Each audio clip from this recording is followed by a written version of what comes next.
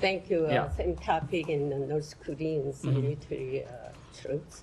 At the House Intelligence Committee, Chairman Mike Turner sent a letter to President Biden requesting a briefing on the North Korean military deployment.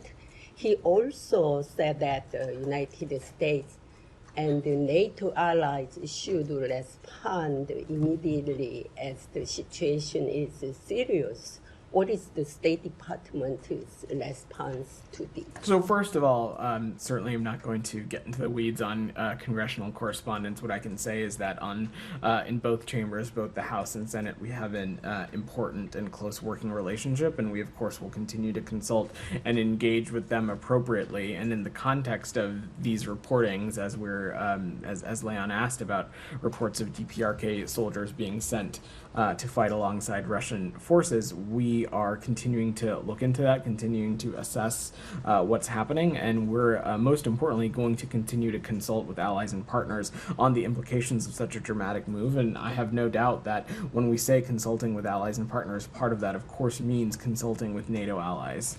Secondly, the South Korean government summoned the Russian ambassador to South Korea and requested the immediate withdrawal of North Korean troops from Russia. It also announced that it would respond together with the international community. How does the United States agree to this, and what are the US's own countermeasures? So look, this is ultimately, I will let the Republic of Korea speak to its own diplomatic engagements and the engagements that it might have with countries in which it has a bilateral relationship. But I think what we are seeing in practice and what we're seeing as action is countries making it very clear that it can no longer be business as usual with the Russian Federation, and that we are seeing time and time again them taking reckless and destabilizing actions, them infringing on Ukrainian territorial integrity and sovereignty, which, as I just said to Nike, is of course not just a threat to Ukrainian security and European security, but it is of course increasingly of concern to countries in other parts of the world as well. In this example, the Republic of Korea.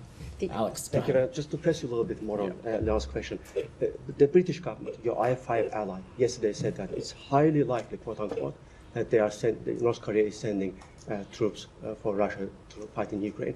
Are you telling us that they know something that you might not know? Alex, I am saying that there is a process in place, and there are, it is the United States, we want to be incredibly intentional and deliberate about how we talk about things publicly, and when we're able to be in a place to talk about things confidently and with a certain assertion. I won't speak to what processes in other countries have in place. In the case of the United Kingdom, we noted and saw their statement during the UNSCR session on Ukraine, and I'd refer you to His Majesty's government for the UK's assessment. But as I said yesterday and just now, we are going to continue to consult with allies and partners on the implications of this and whether this ends up being accurate. And we, of course, will continue to make our own assessments and look in to this as well. In the meantime, we do see some progress in your definition of this. You said dangerous yesterday, today you used reckless action.